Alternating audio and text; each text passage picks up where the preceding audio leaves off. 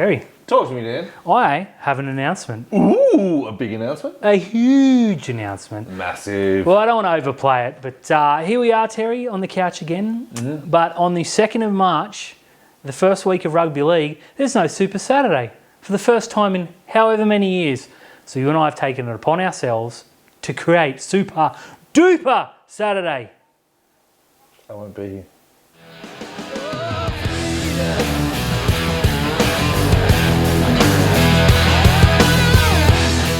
Hey everyone, welcome back to another episode of Rugby League Outlaws, brought to you by our good friends at Top Sport. Don't forget to like and subscribe everywhere you can. Dan, Rugby League is getting closer and closer and closer. With every day. Every day, every breath. You can just feel it. It's about time. I'm getting sick of it, mate. These cricket is dead to me. Starting to dominate the papers now. We're just reading stories for the sake of it. There we are. Making stuff up. Yeah, feel like the Daily Telegraph journos have been released from their coffins. They're rising from the ashes, and no one reads it. So anyway, that's why they come here, for the real news. Come here for the stories. Let's talk about it now. The first one. Look, player injuries suck, and you don't want anything to. You never want to celebrate a player's injury. I will celebrate the club it happened to, though. Yeah. I care not for the Dragons. They have had a really, really bad week, to go with about 153 of those prior. Took the words literally right out of my mouth, Terry. Look, of course, we're not making light of the injuries. I'm not celebrating the injuries. But anytime you can kick a little brother while they're down is a good chance for a bit of banter. Before we go into the injuries, Shane Flanagan confirmed, in quotes, that he said, "I want us to be big brother to Cronulla again." How would you feel as a Dragons fan, your coach going and saying, "Yeah, we know we're bad, and our arch rivals are bigger than us"? I think they need to cop it on the chin because we beat them 38 times in a row. Yeah. Flanagan is, I think he's saying the right things, because if he came out and said, "We're the bigger club, we've had a better success rate," everyone's going to say this guy's, been taking what he lost his marbles. Yeah. Yeah, but he's come in with truth, and it's going to take time. So of course, but of Ronald Volkman. Well, let's leave Ronald Volkman to last. Corey Allen. Now that is terrible, because he came back he looked $1 million when he came back. He looked like he was the only Dragon that took the off-season seriously. Yeah. Came back in pristine nick, and the Dragons put up this huge article about how he was trying to break into the team and he wanted to put his name back out there for Origin, and then half an hour later, they announced that he's torn his ACL. It was awful timing, and I'm actually a fan of Corey Allen's. I like his story. I like the fact that he got that Origin spot, and he had a bit of a down year and came back and fought. Now he signed for the Dragons, which can't be easy to do. No. But he saw a route to first grade, and to be honest, I think he would have played a lot of first grade this season. For that to happen is awful, and I genuinely feel bad for both him and the fans, and of course the club, as much as you can for the Dragons. But, mate, the big one. Yeah. Ronald Volkman, now, I have my own thoughts on this, so I'll go to you first. Where do you stand on this one? I feel like everyone's at fault. Yes. I feel like the Warriors either knew or that didn't really do their due diligence. I think Volkman probably knew, and his managers probably say, just sign and we'll deal with it. And for the Dragons not to push, I'll say to you, Terry, have you got any injuries and you tell me no? Okay, I'm lying. Yeah, that's true. But, I'm not a professional football team paying you better part of, $500,000 a season. I said last week that Ronald Volkman was a signing that I was excited about for the Dragons because of the kickstart, because it's a player that has potential. And I don't see a whole lot of that, with the greatest respect. The Couchman boys, of course, have been there, but, in playmaking terms. And then for him to do this and then to deregister him, leaving him in the open. If I'm the Dragons, I'm saying, look, okay, you lied to us potentially. I don't know, I wasn't there, so I don't know, I'm speculating. But we're going to see you through this because we believe there's a football at the other end. And they've just flicked him, and he's not going to go back to him now. No. So Did you see the post from NRL Physio on his Instagram? He put a timeline of what happened. So it was on the 6th of December, there was a contact training injury at the Warriors. Yep. And Volkman didn't tell them that he felt discomfort in his shoulder. Gotcha. So they never sent him for scans. Yeah. He's then had the opportunity from the Dragons to go and sign there. So his management have asked for a release. Yep. Now, the part that makes me question the Warriors in this as to whether they knew or not is because the Warriors basically came out, their CEO came out and said, we paid him 2/3 of the remaining 2 years that he was owed. Yep. That to me sounds like here's your payment. Shh. The Dragons have taken him on board without a medical.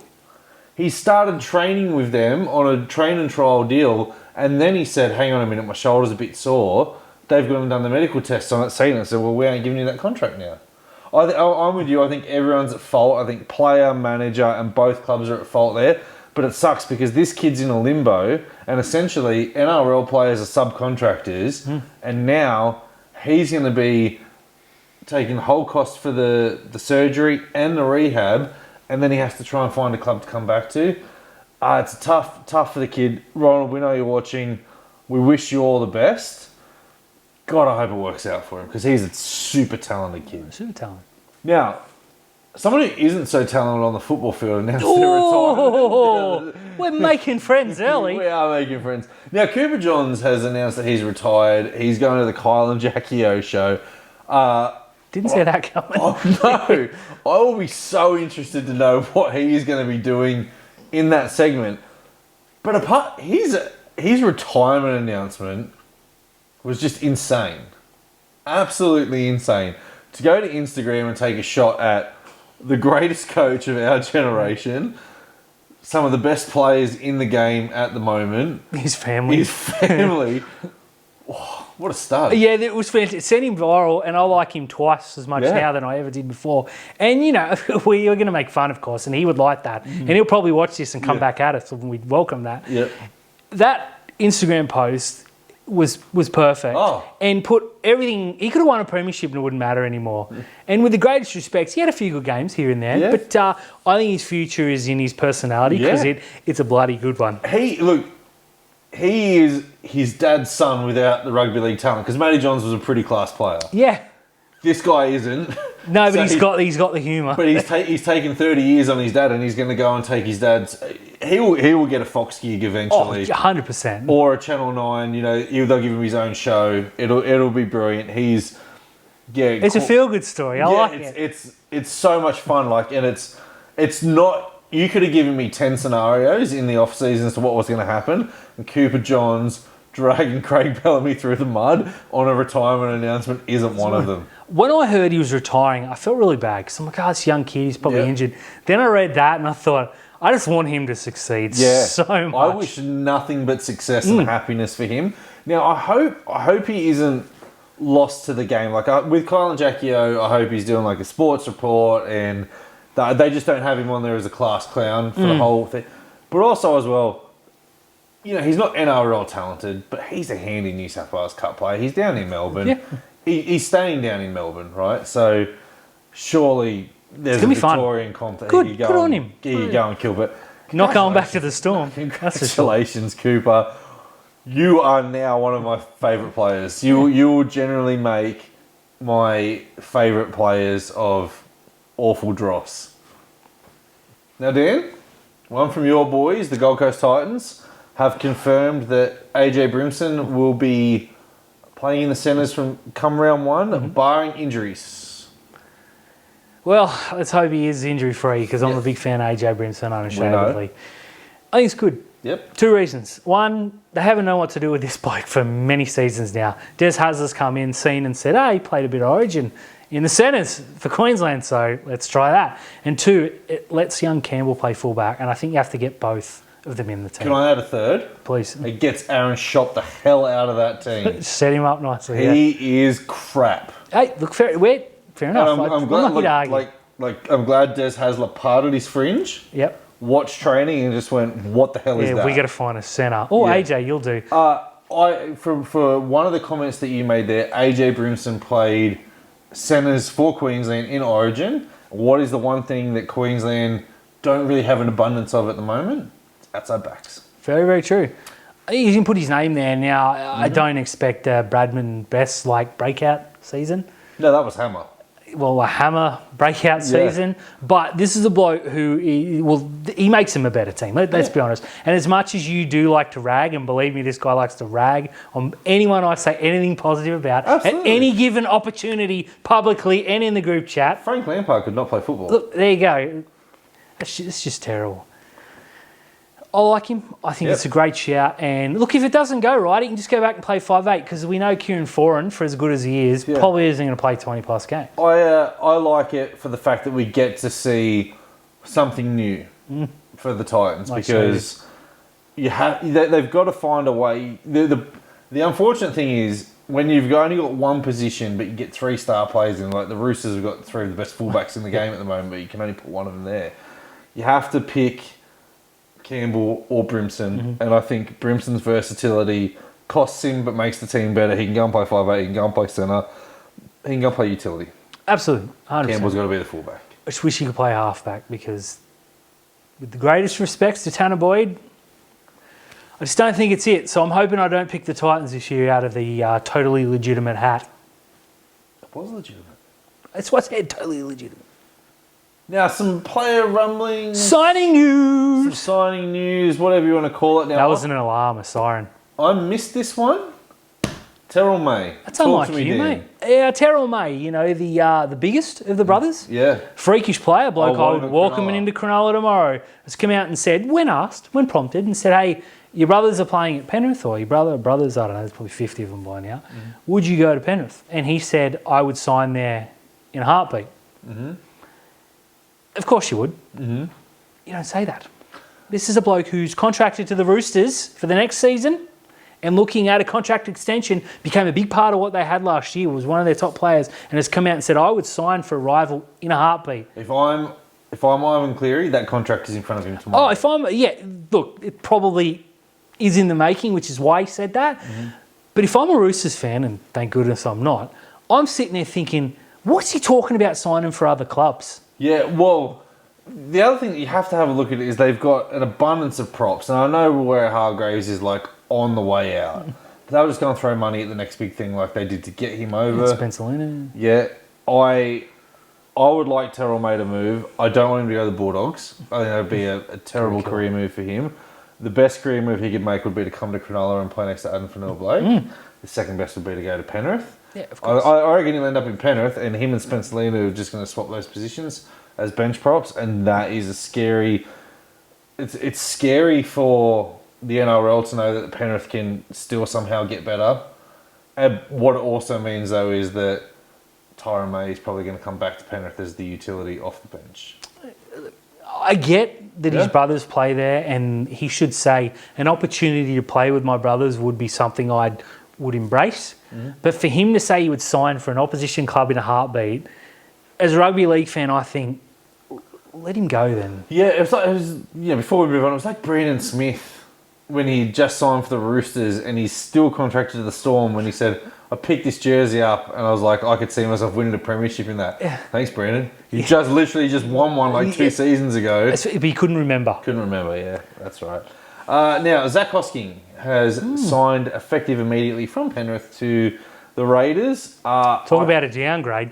I don't feel much about this in terms of player or club. I don't know if Canberra needed it. He probably needed the move because he wasn't getting in at Penrith. He definitely needed the move. Because Luke Garner had Garner's the gun. That's science. It's 25. Yeah. It does look, unfortunately, that Harawira Naira may not be returning, which is just horrible news. Yeah, that one. He's a good player. He is great. So I hope he'll get a role with Canberra, hopefully. So Hosking will go down there and probably like replacement. I mean, Hosking's on the premises at Penrith, but he looks over his shoulder and you've got Mav Guy coming through. He probably thought, I've got to go. I've got to make the most of it. Canberra are not overly attractive at the moment. It's certainly not Penrith, but I think in terms of his career, I think it's a smart move. This is a move for a guy who broke in at Brisbane as a... I'd forgotten about that. 25, 26-year-old at Brisbane, goes down to Penrith for a year and signed a 2 or 3 year deal down at Penrith and thought, I can get myself on the bench of a premiership winning team. And at the beginning of the season, that's exactly what he was. And he started some games and he was a bit of a utility.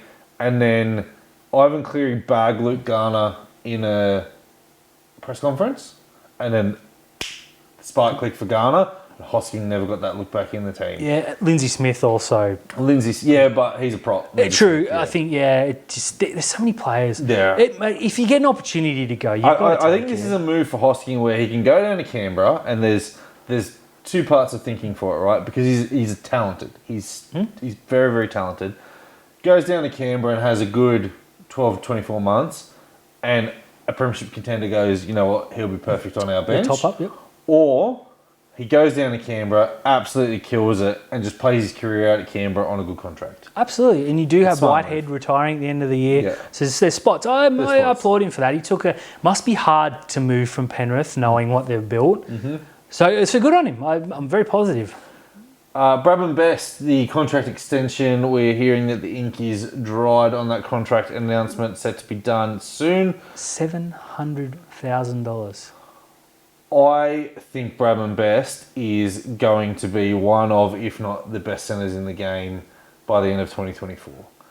I think if Joey Manu can get paid that, if Stephen Crichton can get paid that, if Herbie and Katoni can get paid that, I think Bradman's in that class now.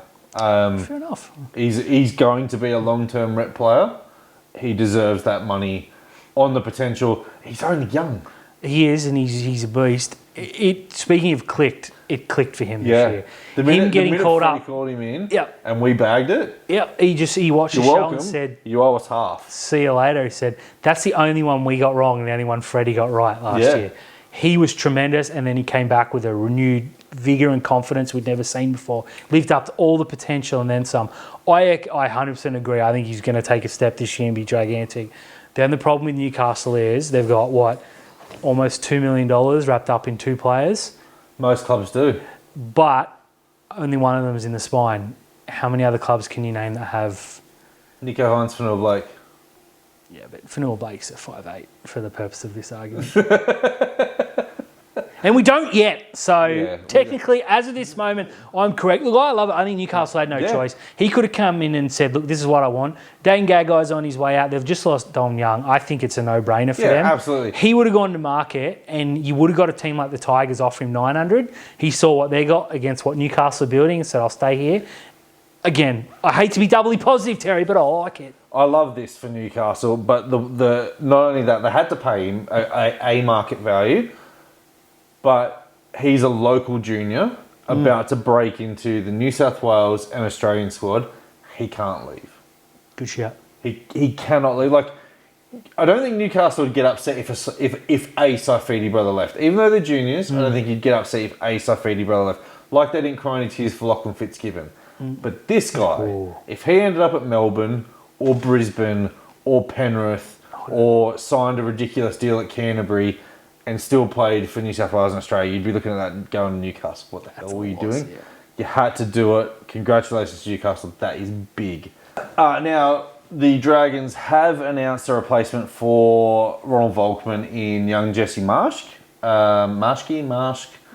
Cronulla Jr. We don't know his name, but we will. Yeah, and then that's a bit of a pun because we do really know. Yeah, he's a Cronulla Jr.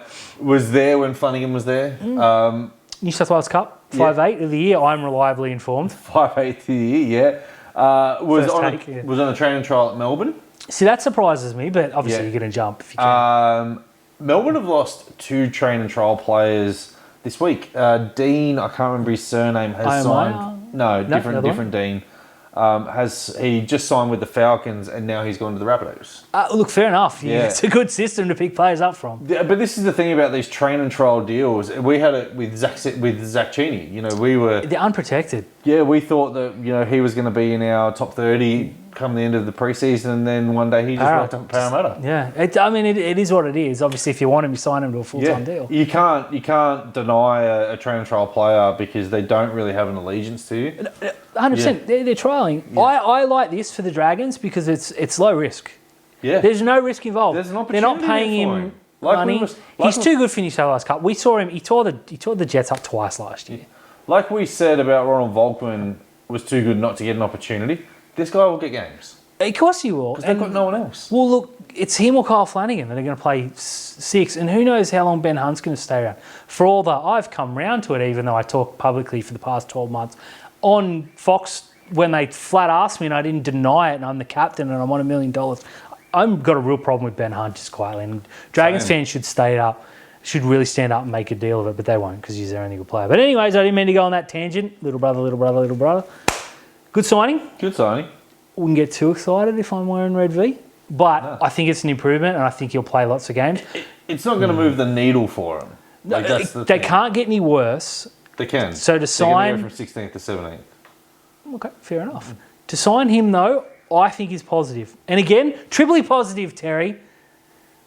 Good on you, Jesse Marski. Marsk, whatever your name is. Marsk, yeah. Shark Jr.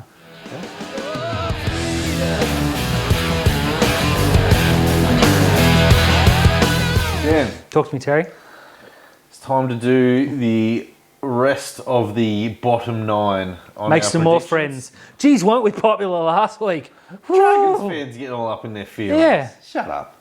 Don't be bad at football and we won't bag you.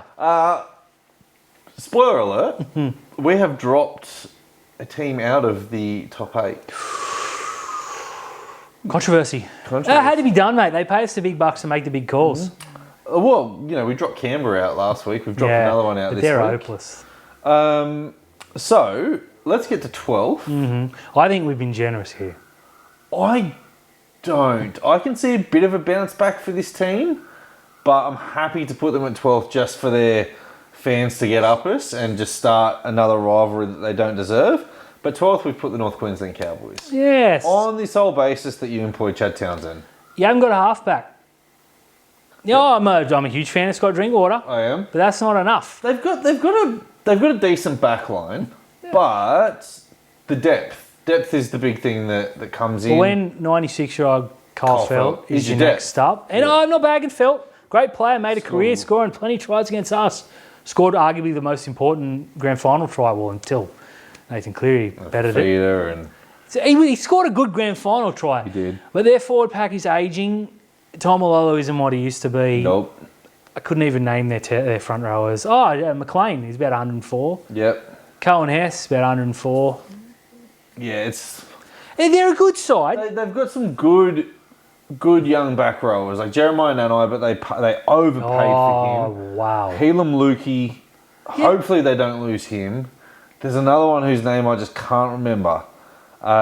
That's how good he is. Yeah, real good player. The one player that I really like from them outside of Tom Dean is Reece Robson. I'm a huge Reece Robson fan. They got 3 fantastic spine members. Townsend. I just don't think that Reece Robson can do enough for that team to propel them back into the top 8. I think in 2022, like Cronulla, they caught a lot of teams by surprise.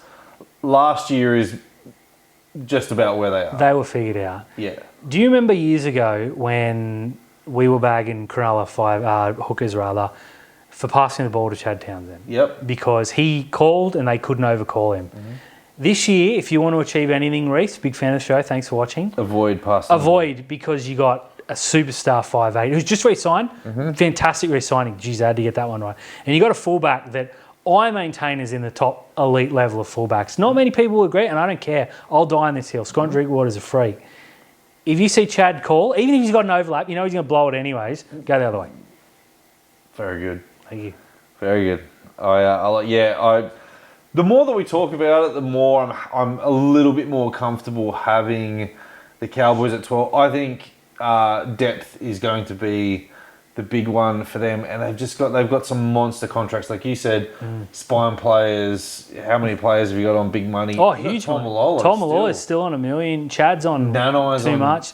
Nano's on a lot. Didn't. They had to pay up to get him. Drinkwater's going to be due a big contract. Robson. Val Holmes. Yeah, big time. I forgot about him. All that money, and then you're seeing the scraps come in. That's why they've got Jordan McLean on one leg, Cohen Hess, on half a leg. Yeah, it's not real good up there. I don't know anything about their juniors. What I will say is that their feeder club in Q Cup last year didn't do any good. No, I think they might have lost them too. Pretty sure they went to the Titans or vice versa. I don't know. It doesn't matter. Yeah, I just think it comes down to the big players have got to come for your halfback. And look, I'm loath to bag our premiership winning halfback Chad Townsend, but he's not very good. No, 2016 Chad Townsend good. 2018 Chad Townsend crap. Best thing he ever did for the Cowboys was knock them out, so they could watch us win the grand final. Yeah, I'm confident. I'm very confident they won't make the 8. Next team we've got in 11th could easily be top 6. We could eat our words here, Yeah. or we could look pretty stupid because we put them too high. Yeah, it could easily be top 6. Could easily be bottom 4. Yeah. That's and it manly. all depends on 2 players, and that's Tommy Turbo and DCE. 2 wonderful, fantastic players, but 2 players that are like, well, they're getting on in years. Yeah, and you can just see the difference when Tom doesn't play. Like, nothing against Ruben Garrick or Cooler, but they're not Tom Trbojevic. No one is. You don't have that fear of putting a kick down the field and going, oh, crap, Turbo's returning that ball. And then Frightening. they've got some real good forwards, like Tofafo Sipley, Taniela Paseka, obviously Hamaliolo Kawatu. And as much as we bag Jake Trbojevic because it's fun, he's still pretty handy, right? He's fantastic. Schuster in the back row could be anything that you wanted to be, and he elected to be a fat idiot.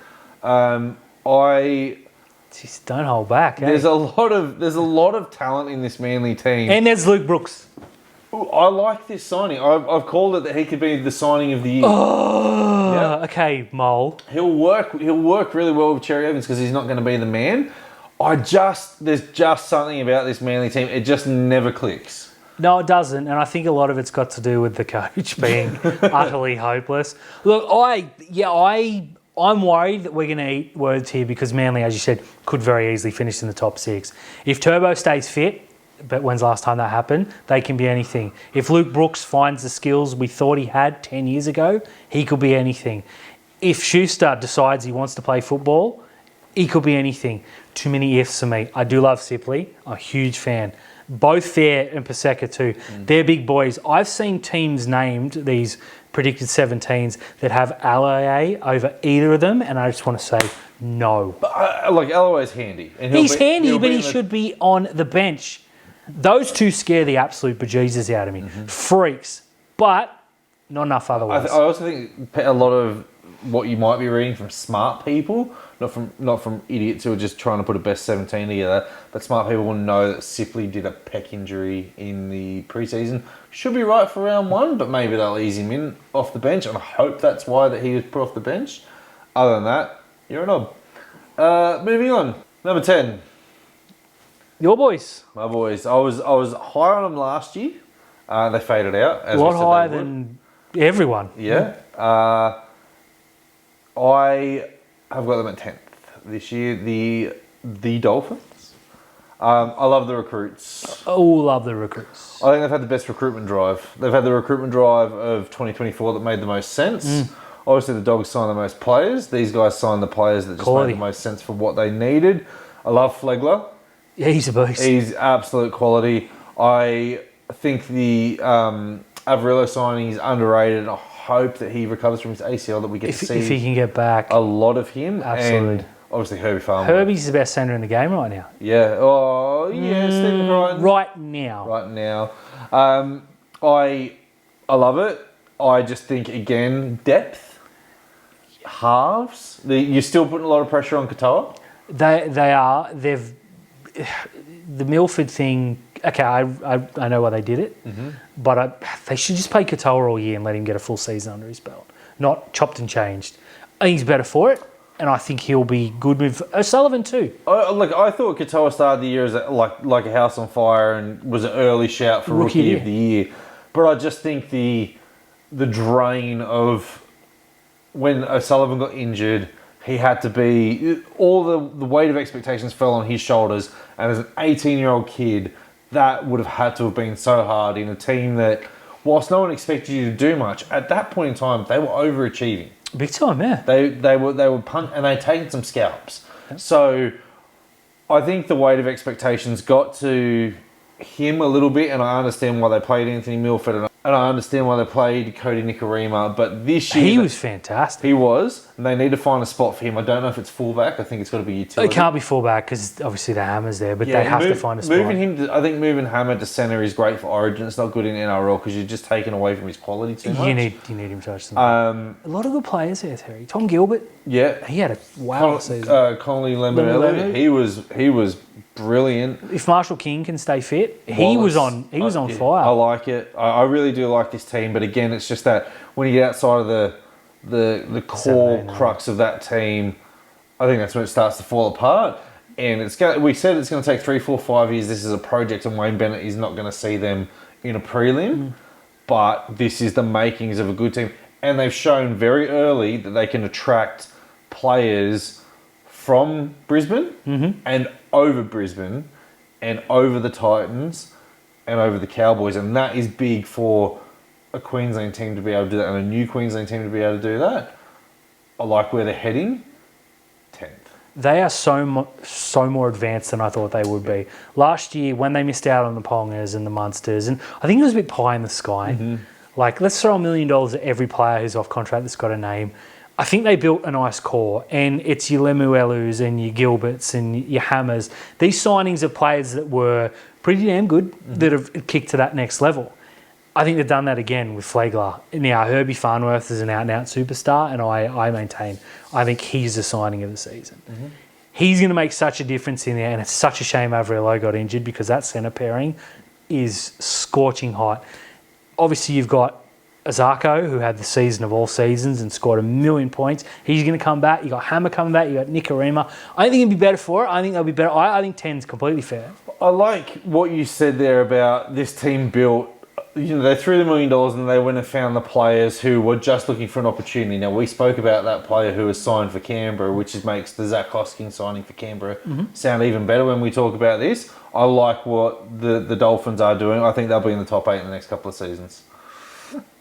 Rounding out 9th place. Now, just missing out. I cannot believe that you wrote that down. That's absolutely your handwriting. I did not do this. Take it away. Newcastle! That is going to not make me popular in the comments, but I don't care. I'm here to tell the truth, Newcastle fans. The truth is, you overachieved last season. And boy, wasn't it fun to watch. I like the Knights. I got a little soft spot for the Knights. Oh, look. Yeah, maybe. They've been bad for so long. Throw them a bone. Yeah. Look, you say they've been bad for so long, but they made the finals in 2021 and 2020, and yeah, but they've been all right. They're not going to threaten for the premiership at the moment. Look, Ponga had the season. He was the best fullback in the game last year, and it wasn't even close, really. I can see where you're coming from in making me write Newcastle down. Depth is going to be tested. I don't think Tyson Gamble has got that level to go to again for a second consecutive season. I think the expectation is going to be so much on Ponga that he's going to get targeted. Oh yeah, and they don't have Dom Young to run 100 plus metres 5 times a game either. Yeah, this is going to be a tough one for him. Now they've got a couple of nice English prospects coming through. They do. I like what they're doing in their recruitment in terms of going overseas to get players and picking up the fringe players into the squads. I don't think Tyson Frizzell can have that year again that he did have. As much as you make fun of Lachlan Fitzgibbon, he was so good last year. Yeah. So good. Yeah. I don't begrudge Newcastle their recent success. I got a lot of fans that we like to have a bit of a joke with. So if it comes across that way, I apologise. They're not a team that I enjoy watching struggle, like, say, the Dragons or the Tigers or the Bulldogs or pretty much anyone else other than the Titans, Newcastle and the Sharks, full disclosure. But I just can't see... Ponga he's so good. And he's got it, but can he do it again? Tommy Turbo couldn't. The question that I'll ask you is Phoenix Crossland or Jaden Brayley? Who are you playing? Because Jaden Brayley's the club captain, but Phoenix Crossland had a better season than Brayley's ever had. Brayley's going to get the spot. What I would do, though, is I would bring Brayley back via the bench and see what happens. And if an offer was to come from England for him, I'd move him on because I think Phoenix Crossland well outplayed him last year. Yeah, absolutely. And I joke about our Brayley being better. Neither of them are that good, but I've got nowhere else. That's what I want to say. I like Crossland. You offer me Blake Brayley, Jaden Brayley, or Phoenix Crossland off last year. I'm taking Phoenix Crossland. I like Crossland. I'm a big fan. And this Newcastle side's got a lot of skill, and they're going to score a lot of tries. And Best and Marju are fantastic. Yeah. They don't have the creativity outside of Ponga. You can't just throw the ball to Ponga and hope that he's going to create space for Bradman Best all year. And now here's the other thing. Now that Dom Young isn't on the right-hand side, every man the dog knows that they're going to go left. Marju. So you just throw everybody left. That's all you got to do. Unfortunately, you've talked me into it. I expect lots of points to be scored, lots of fans up in Newcastle. I just can't see where the wins come from. And they'll beat all the teams below them convincingly. Yeah, probably. And they'll probably beat the Sharks in Newcastle because they always do. But they're not a contender. And come at me.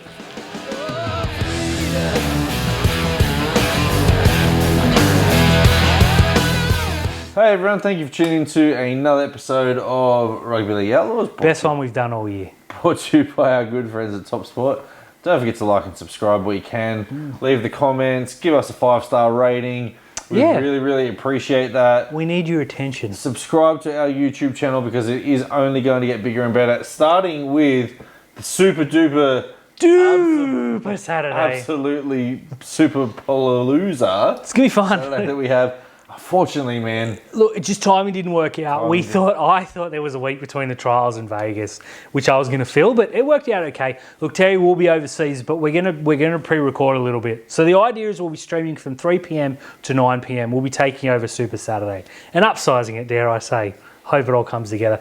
Terry and I got some interviews lined up, which we'll be handling. I'll have some guest hosts on the day. Got some big names coming on. I've got a lot of maybes. I've just got to convert those. Wish me luck. And I've got to chase clubs up because right now they're not playing ball, but that's okay. That's okay. When you talk badly about so many, of course they're going to tell you to go away. We're also going to raise some money for In It for Autism. Yes, a very, very serious... Yeah. Something that's very close to both our hearts. So that will be the serious side of what should otherwise be a fun and... Yeah. We're kickstarting the donations ourselves. We'll drop that in on the day. Absolutely. I'll have a link and everything. We've got some thumbnails. I'll put it on Facebook, Twitter, Instagram, all the things the kids love. Yeah. We'll be reminding you each and every week. If you have time, please jump in. We've got some big names coming on. We've got some friends of the show, people that have been on before, and some brand new faces. If they turn up, I'm a little bit nervous. But yeah, if you can't, just a like and $10 donation, if you can. Of course, we're not going to beg. Anyone who can, very much appreciated. But if you can't and you just want to come along for the laugh and have a bit of a laugh and waste some time before the football kicks off the day after, that would be fantastic. But look, Terry will be joining us via very expensive satellite. I'm going to call you and I'm going to get you in whatever state you're in to come on. It's just hey, I'm on the no drinking bandwagon at the moment, mate. You'll get me stone cold sober for this. Oh, well, that's no fun. It is going to be a fun afternoon, and please, if you can join in. Yeah, look, I'm excited. I'm really excited about this. I'm really excited about this as well. I cannot wait because it's all for rugby league, baby. Mm-hmm.